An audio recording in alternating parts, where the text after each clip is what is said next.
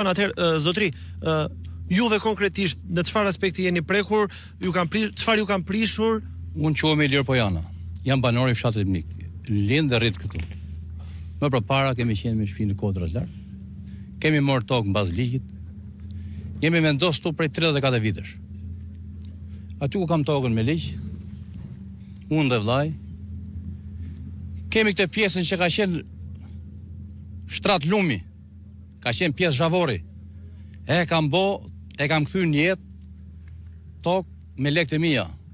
Kam ble makinat e dheut, e kam mush gradualisht pak nga pak, edhe kam bot pjesë, kam bot tokë. Aty kam ndërtuar edhe një kotes pulash. Aty kam edhe një objekt vjetër që e kam paguajt shtetit. Kam edhe një objekt vjetër që e kam paguajt shtetit. E kam paguajt në kohën kur nuk ishte shtet. Kam paguajt legët.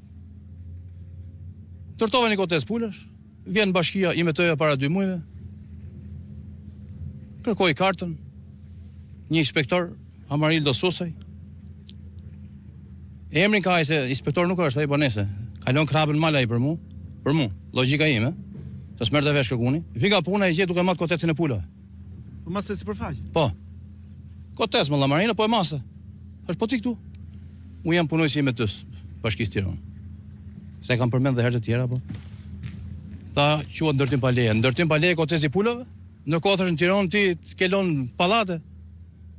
Pallate paleje, kotes pulash? Turpe faqezes, unë se kam bot gjek të thash. Unë kam 34 vite që jetoj këtu.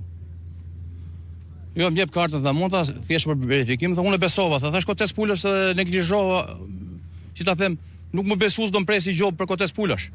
Turpe faqezes. Vendosën dhe gjobë. Kur më erdhi gjoba me postë? Sa është vlera e gjobës? 5.870.000 lekë. Rreth 6 milion lekë gjobë. Vetëm për kotesin e pulës? Vetëm për kotesin e pulës dhe një gardh rrethues aty. Këto persona janë të shtyr nga Bledar Meniku. Ta mori vesh prapa ai, se e ka marrë vesh edhe e ka pa shumë mirë. Besion Meniku. Këta janë të dy të lidh me imetën e Bashkisë Tiranë, kanë paguajt lek që ne kanë pru imetën këtu. Ata e kanë urdhëruar këtë masakër. Se duan të morin tokat. Kjo nuk ka qenë herë tokë e shfrytzuar nga kooperativa, ish kooperativa bujqësore. Kjo ka qenë shtrat lumi, këtu ka qenë lumi. Këtu devijimin e lumit e ka bë ura kur është ndërtuar pacarela. Boni devijimin e lumit, pacarela dhe e mushëm edhe. Edhe bom tokë për të majt baktit. Majm baktit me këtë. Jemi 12 pjesar. Që jeni prekur nga këto 12 pjesar jemi, 4 jemi gjobit. Pjesa tjetër? Pjesa tjetër nuk është gjobit. Ata e dinë ato. Arsyen.